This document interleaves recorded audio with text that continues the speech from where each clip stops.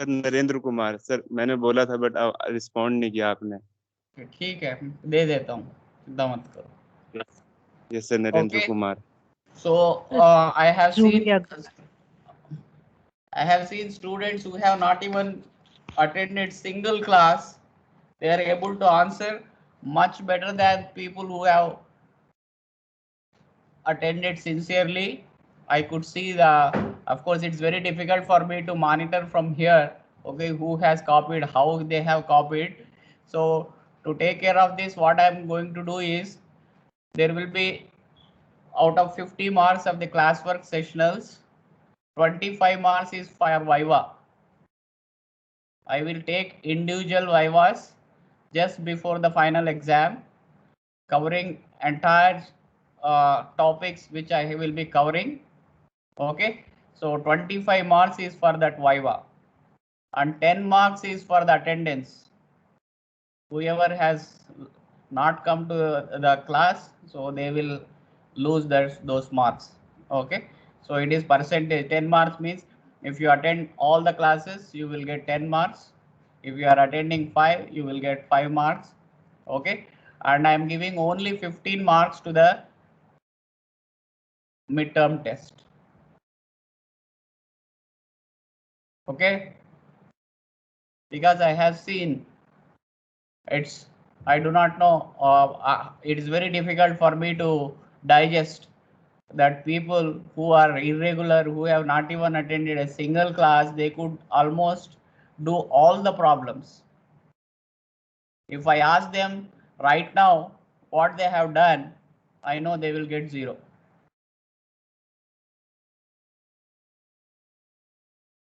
This is the blatant, what can I say, the plagiarism or copying which is going on.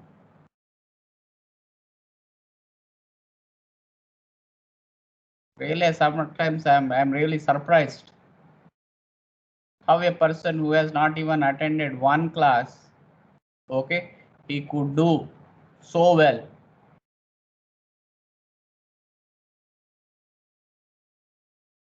It's just like submitting tutorial. Only thing is, in the tutorial we don't see, so get some copy from some other person who has done it and submit it. The same thing happened here also. I don't know how you people are doing, because I am not that tech savvy to see what all things you can do. Okay, so if I see from the monitor, I see everybody is doing something. Okay, but I do not know exactly what you are looking on your monitor, whether some other person who has done it is sending you this and you are just copying. Okay, so I could see it's very clearly.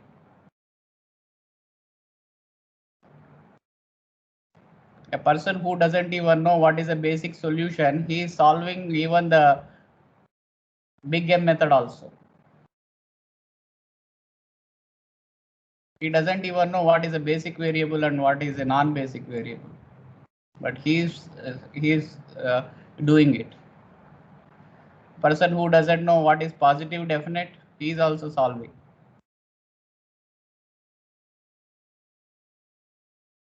That's why I'm giving you now 25 marks for the individual Viva. I will be taking Viva on 1-by-1 basis, 10 minutes per person, covering the entire syllabus.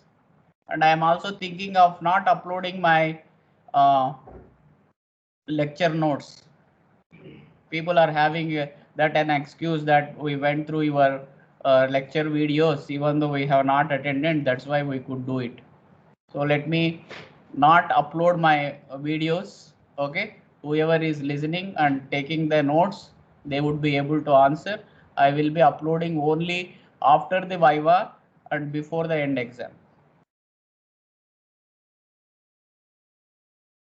I thought it would be helpful for you to do it, but the way you people have written the MTE, I have no other go but to do this.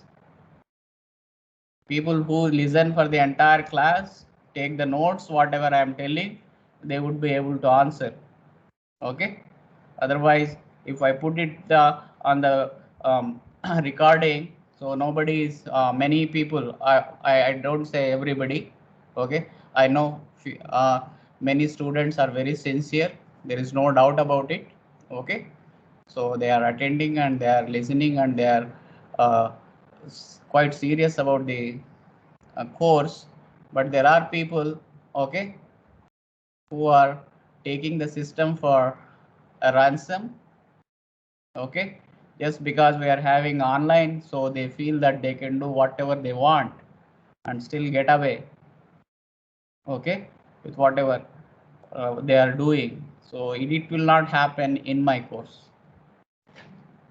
If I give everybody good grades, then I am doing injustice to the students who are doing sincerely.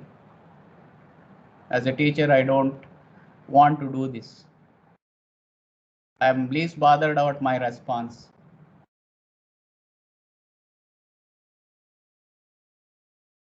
I want people who deserve marks, they should get. The people who don't deserve, they should not get. Not attending classes, copying. I don't know, you are now in the third year, and in another 1.5 years you will be going out. Even now, if you are doing like this, it's really, I'm just surprised how a person who has not attended even a single class could do all the problems.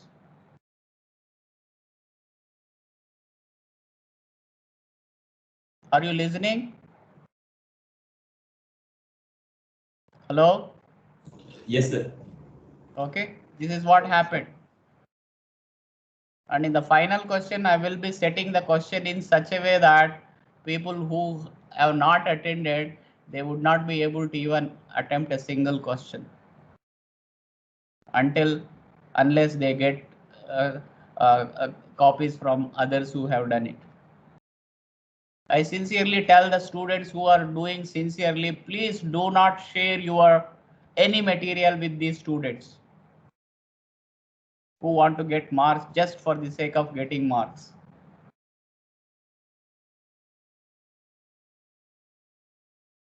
He may be your friend, okay, friend as far as for not in the academics. Marks should be earned. It should not be, what I can say, it should not be, they should not be stolen.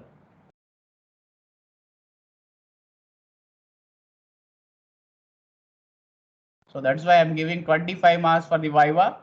So now let us say who will help you individually in that Viva. Whoever is attending sincerely, they will be able to answer my questions. Who are just enjoying, please enjoy. Okay. So 25 marks is for Viva. Okay.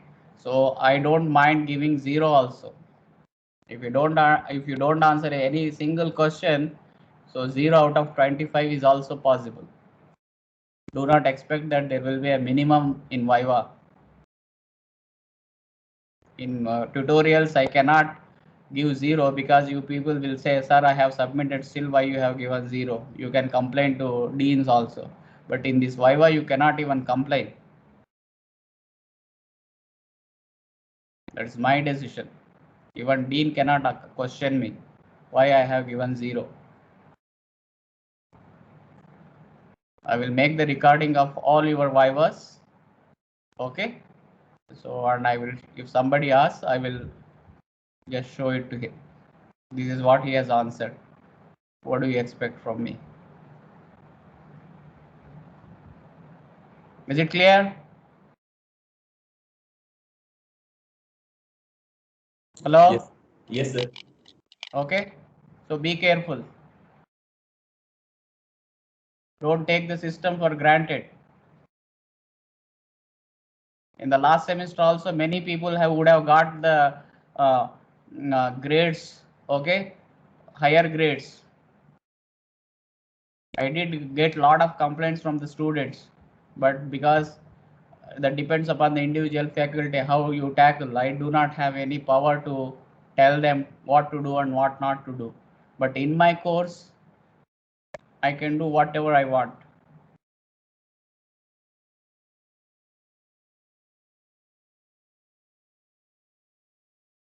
I cannot control other teachers, how they are monitoring, but I know how to monitor my course.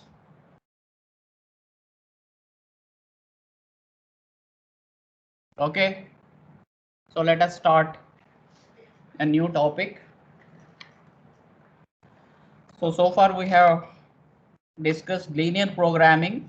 Okay, linear programming is used when we have both the objective function as well as the constraints or linear functions of the decision variables.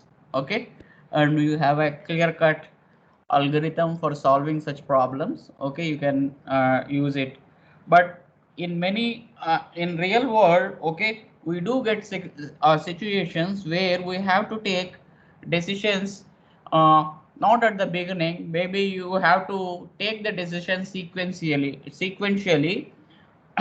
depending upon the state of the system uh, where it falls. Okay, a typical, so in such situations linear programming is not that convenient to formulate that problem, okay, into an optimization problems, and we have to go for some other techniques, okay, for solving such problems where you have decisions have to be made sequentially. Okay, so in such situations a dynamic programming, okay,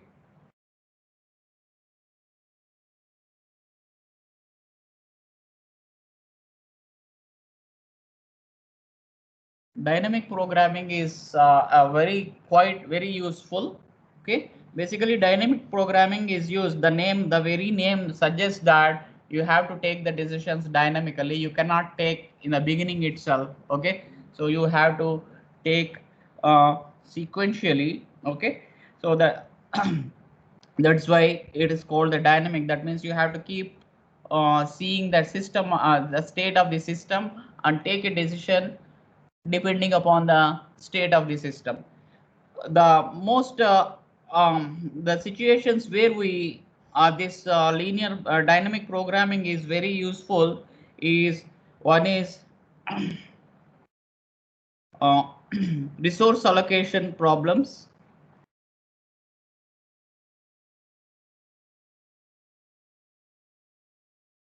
Another one is reservoir operation problems.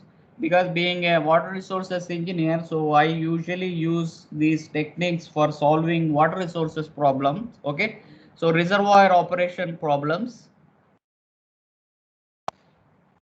Okay, another one is finding the shortest routes or the longest routes in transportation engineering, and we also have capacity expansion problems.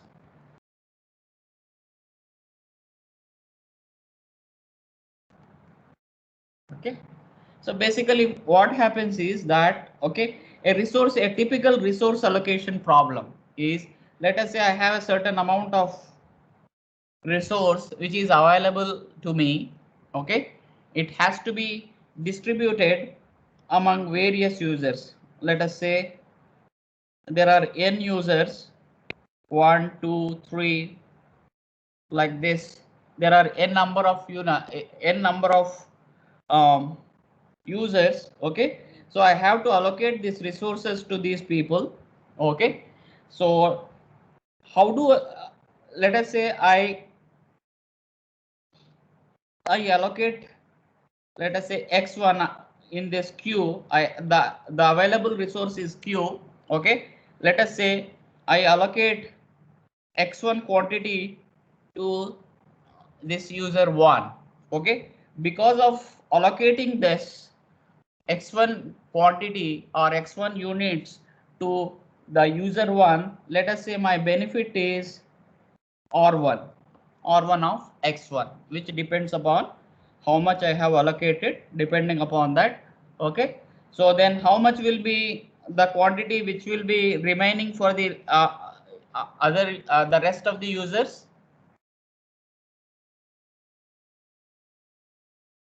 If I have allocated x1 to this user 1,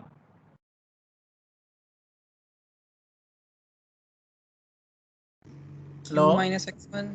Q minus x1, isn't it? Okay, so the input to user 1 is Q.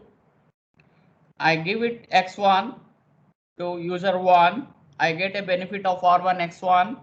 Okay, so now the remaining is Q by x1. Here I allocate now x2 to user 1. Okay, so because of that I will get a benefit of R2 and R2 of x2. Okay, so like this. So what will be the remaining now to the third? It will be Q minus x1 minus x2, isn't it? Okay, I allocate x3 to him and I get a benefit of this. So like this, I allocate xn. Okay, so I get Rn of xn. Okay, so the problem here is that, okay,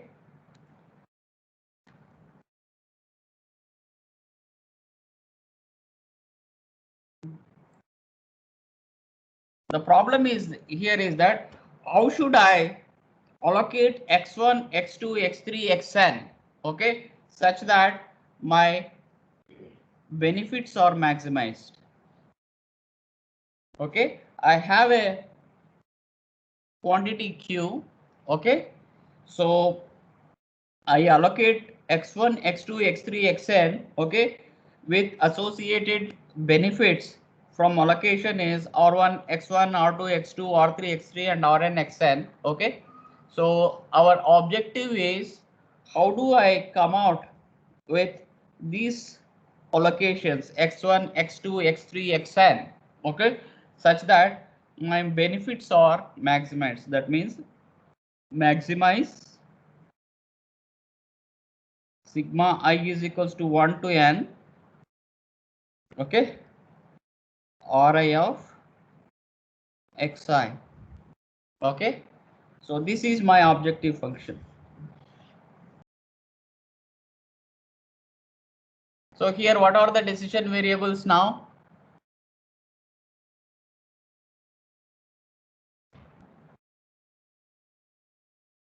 Hello?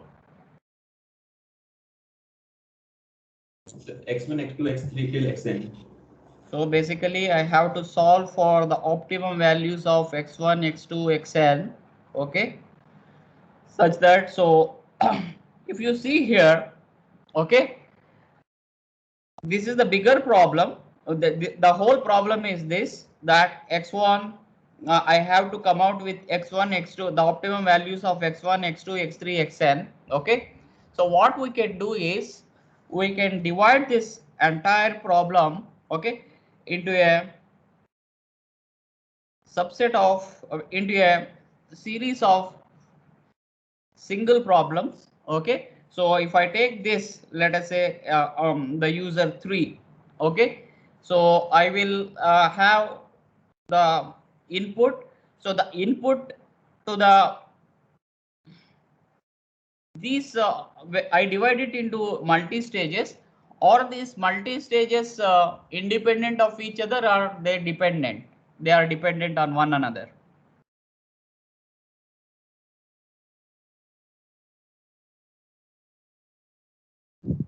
Dependent. They are dependent because the input to the users 2, 3 and n, okay, depends upon how much you have given to x, the user 1. Okay, so that means basically the output from user 1 will be the input for the all the stages after which is coming. That means second user, third user, fourth user, like nth user. Similarly, the output from the second user is input to the other users 3, 4 and 5. So that means basically you have a interconnectivity from one stage to the other, or from one user to the other. Okay, so this is what we call it as a recursive relationship. These stages cannot be taken as independent, but they depend upon the either the previous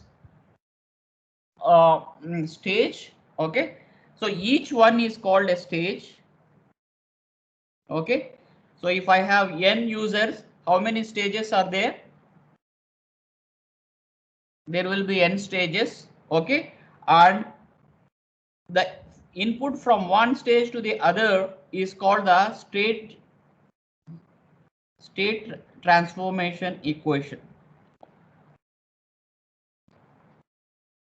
How do we transfer how the state is changing from one stage to the other? Okay, when we take an example, we will be able to appreciate this, but the basic crux is that, okay,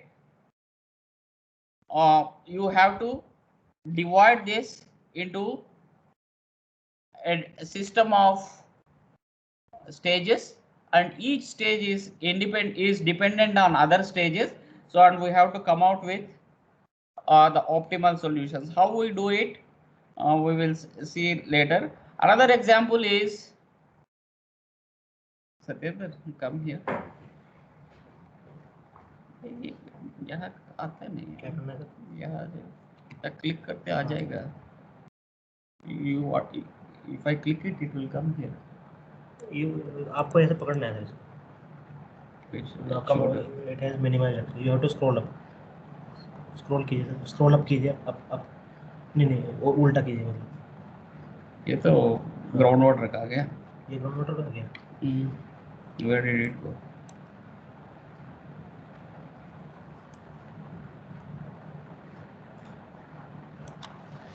वो तो नहीं था. I was doing it.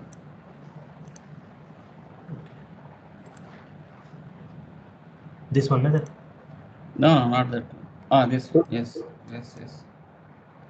This. So you want to If like I want the ऊपर okay.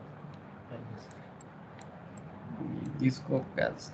Okay, ये एक में नीचे लिखा हुआ है, इसको हटाना पड़ेगा. आप ये रबड़ लेके इसको हटा दीजिए. From pen, using pen. Pen use कर दीजिए. Yes.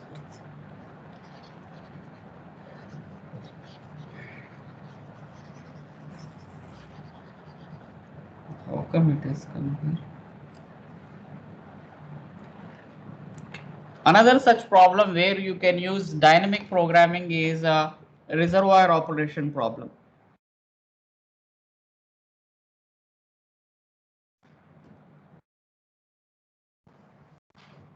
This is a very typical water resources engineering problem where you have to come out with a reservoir operation. What is a reservoir? Hello? What is reservoir?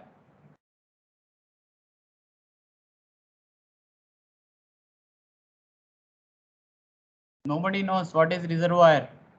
Would have done hydrology. Water storage system. Where? Catch dams. Basically, dam is a physical structure which we construct, okay, to store water. Whatever is the water which is stored behind this dam, this is called the reservoir. Okay, so basically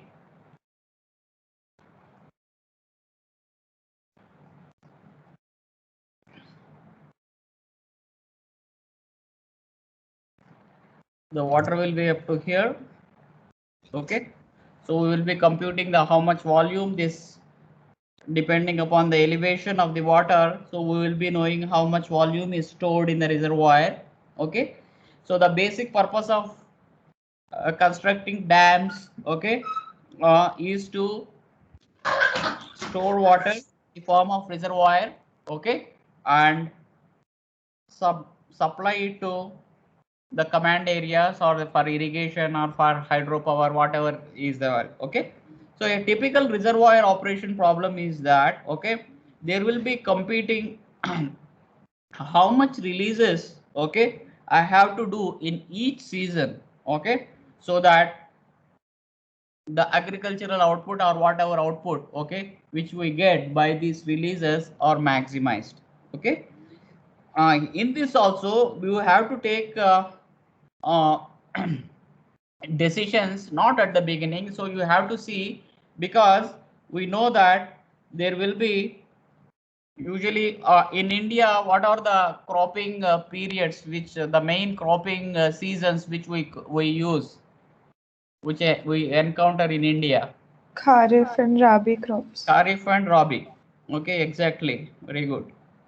Okay, so Kharif is basically in the monsoon season, isn't it? This is monsoon season where you have this is from actually June to October. Okay, and Rabi starts from November to February or March. Okay, so usually in India we know that. Okay, when do we get the rainfall?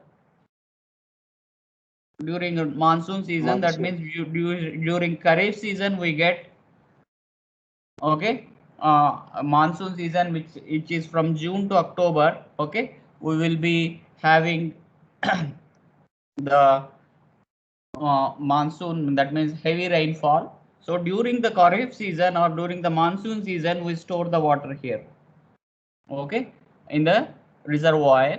Okay, and whatever is the excess of this storage, we will be releasing through the spillways. Okay, so that is a different issue.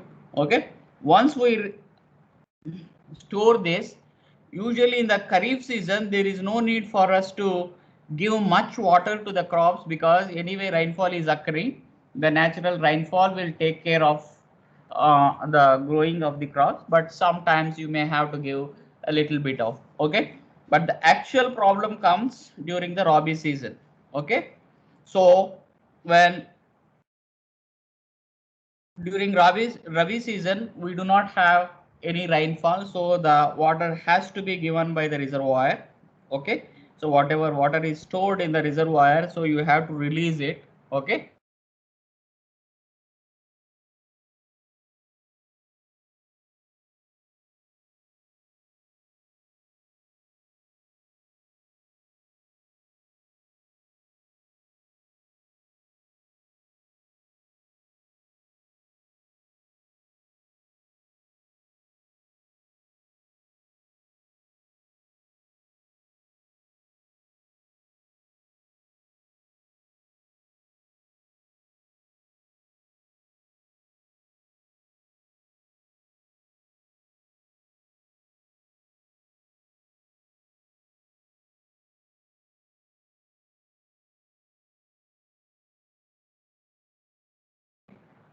we will be on what factors it depends. The amount of water which is available for Rabi season.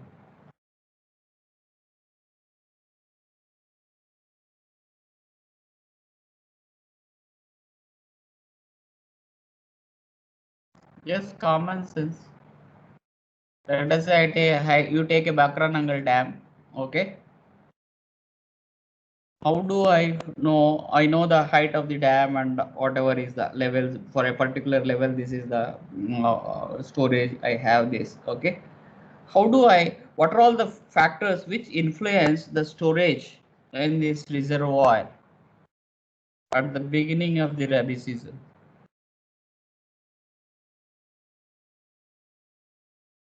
It depends upon how much rainfall which has occurred or the inflow into the reservoir, isn't it? If the monsoon is very good, you will get plenty of water into the reservoir. If monsoon is not good, okay, so you will get less water. So basically one factor which influences the storage capacity is the storage in the reservoir is the inflow, isn't it? Hello? Yes. Yes, sir. Okay, so basically inflows we should know. Okay, and what else?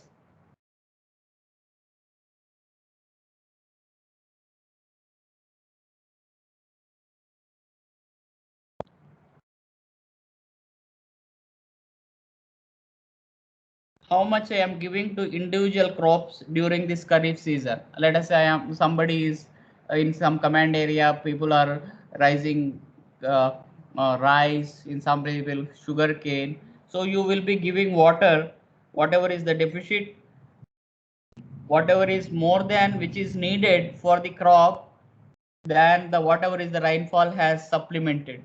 Okay, so basically you will have the releases in Kharif season. This is also a factor, isn't it?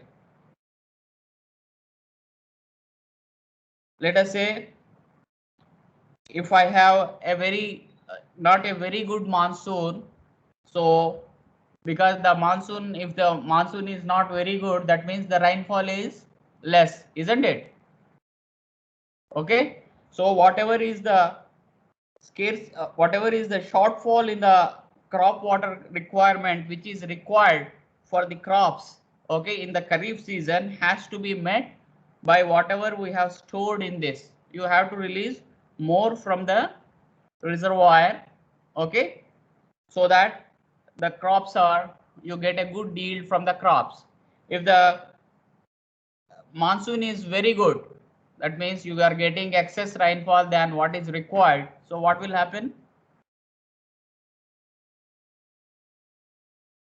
Your releases from the reservoir during the Kharif season will be less, isn't it? Yes, sir. To meet the crop water requirements. Have you done this water? So do you know what is crop water requirement? In this hydrology, did you study? Hello? See, for growing a crop very effectively, to have a very good yield, you have to supply minimum amount of water during its entire growth period. Okay, so that amount of water for each crop, okay, is called the crop water requirement. Okay, so this crop water requirement is usually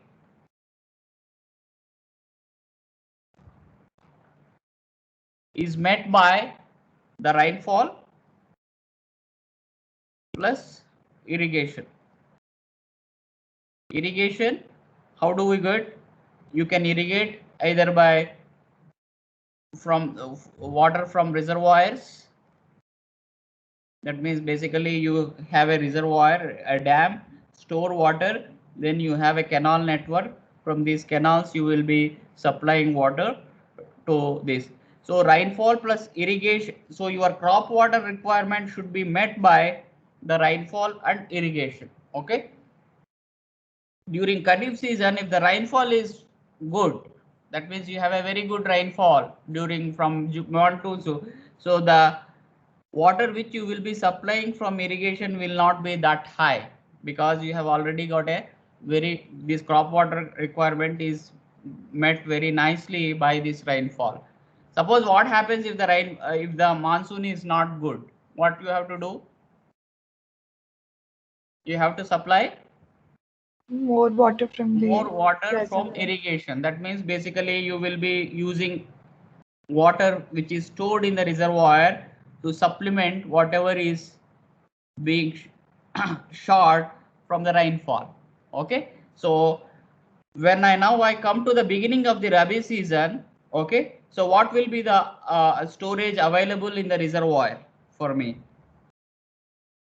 It will be whatever is the storage at the beginning of Kharif season plus whatever is the inflow minus whatever is the release, isn't it? So let us say I will just give you numbers. Let us say my reservoir is, let us say I have 4 units. Okay, is the storage at the beginning of the Kharif season in the reservoir. Okay, so during the monsoon, let us say I have got 4 units, which is from the rainfall.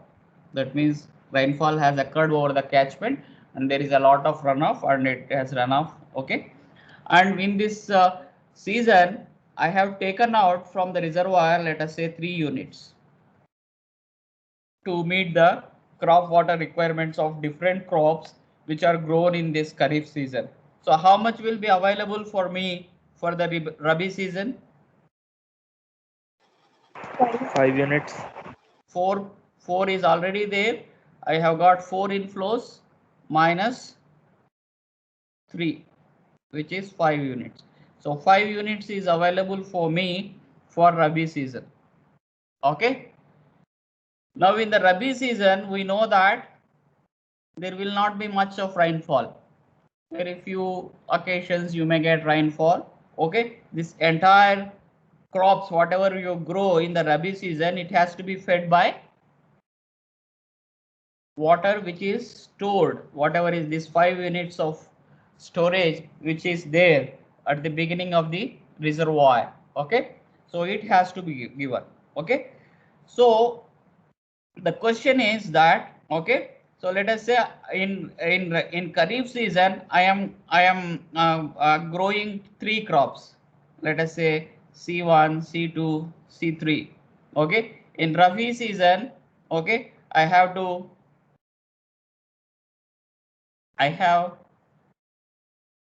let us say C3, C4, C4, C5, C6.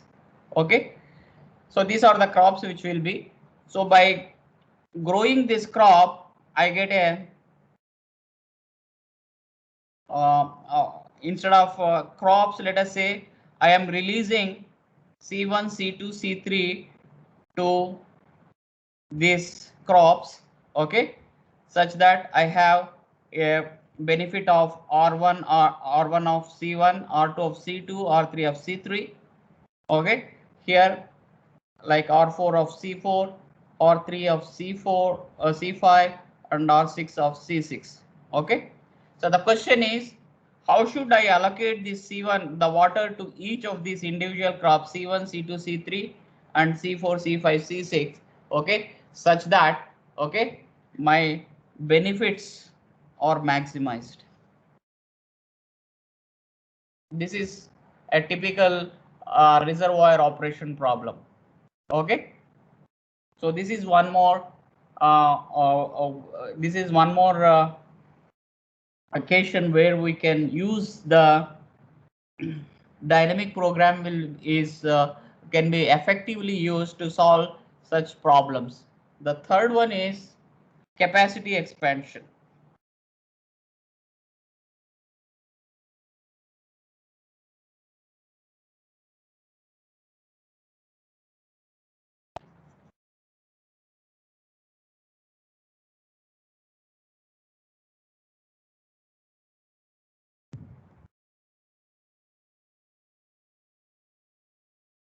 See, whenever these capacity expansion problems comes in,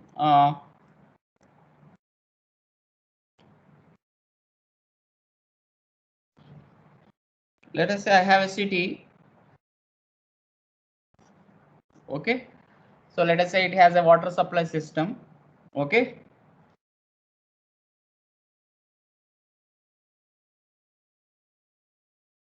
we know that this city will be growing after 20 years. Let us say initially the population of the city is, let us say, 1 lakh. Okay, so after 20 years we expect that it may become 1.5 lakhs after 20 years. Okay, so I have, this is present, this is after 20 years.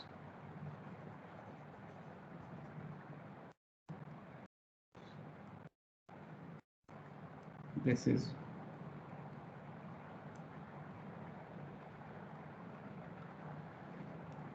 we know that at the end of 20 years our water supply system, okay, should be able to meet the demands of these 1,50,000 people who will be present after 20 years. Okay, the question is, okay, so let us say in each of the, let us say at 5-year intervals, we will be, this is after 5 years, 10 years, 20 years, okay, and 15 years and 20 years.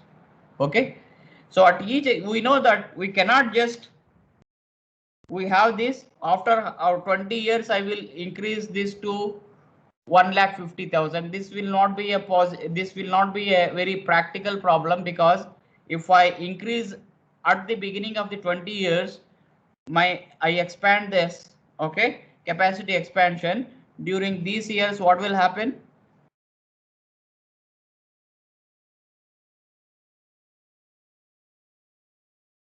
Because at the end of years, 1,25,000, let us say,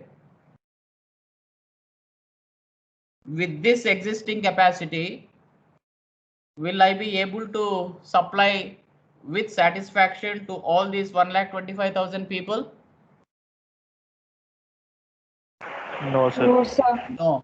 No, it's not possible, because people will be having problems. We are not getting enough water. We don't have enough pressures. Okay, so I have to expand this expansion in multi stages. Maybe at the beginning of the 5 years, 10 years, 15 years, 20 years. Okay, so if I want to, so expanding this capacity involves some money, isn't it? I have to spend money to expand my capacity, isn't it? Okay, so there is a cost involved in it, okay, for expansion. Okay, let us say if I expand it of before the 5 years, let us say my cost is C1. If I expand for 1,50,000 here itself, okay, so let C1. If I expand it just before this, let us say my cost is C2, the corresponding present cost, this will be I will call it as C2 prime. What is present cost? Do you have any idea? Many people must be doing economics. What is present worth?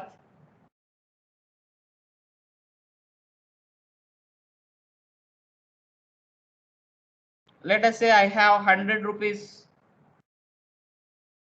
Let us say I need 125 rupees after 5 years, at the beginning of the 5 years. Okay, how much I should have at present, so that I will have rupees 125 in the beginning, at the after 5 years? Should it be less than this or more than that?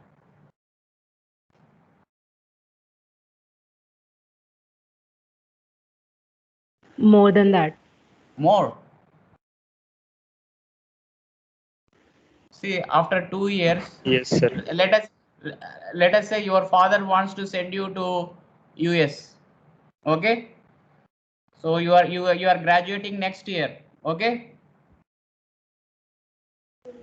let us say he needs 20 lakhs at the next year. Okay, if he wants to, what will be the present worth of that 20 lakhs today? How much your father Sir, should it will be have less. right now? It will be less or it will be more? So So less, less sir. It will be 1 less. plus R What else? is to the Because Rate he of can interest always put depends. it in a bank, get the interest, or he can invest in some other things, mutual funds. Okay, so the present worth for this 125 at this present state will be less than what it would be at the okay. So if I am spending C1 at the end of 5 years, so what is its present worth is C2 prime. Similarly, if I spend C3 here, the present worth is C3 dash. Okay, similarly here C4, C4 dash, C5. Okay, so the question is, I have to take a decision whether I have to expand it today, or I have to expand it after 5 years, or should I expand it after 10 years or 15 years or 20 years. Okay, such that my present worth is minimized. Okay, here what will be the constraints here? So the objective is to minimize the present worth of the cost of expansion. Okay, what are the constraints? Hello? What are the constraints here? The constraint is that, okay, let us say at the end of the 5 years, let us say it is 1,05,000, okay, or 1,10,000, okay. So I cannot just wait till 15 years to expand this, because I have to expand a little bit, okay, so that people will not have any problem at the end of 5 years. The 1,10,000 people who are present at 5 years, okay, they should not have any problem. So this basically, that means I should expand a little. Okay, it is not that I don't expand it at all. Okay, so this basically makes the constraints for the problem. I should minimize this present worth cost, but at the same time, I should be able to cater to the needs of the people at these different stages.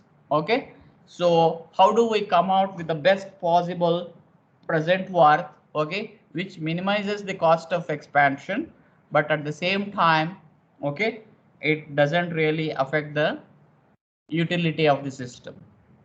Okay, so in such problems also, the dynamic programming plays a very important role to come out to solve such optimization problems. Okay, so this is basically dynamic programming is used when you have multi-stage decision making scenarios. Okay, so you will be solving stage wise.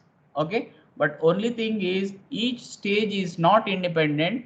It depends upon the adjacent states. Okay, so there is a recursive relationship from one stage to the other.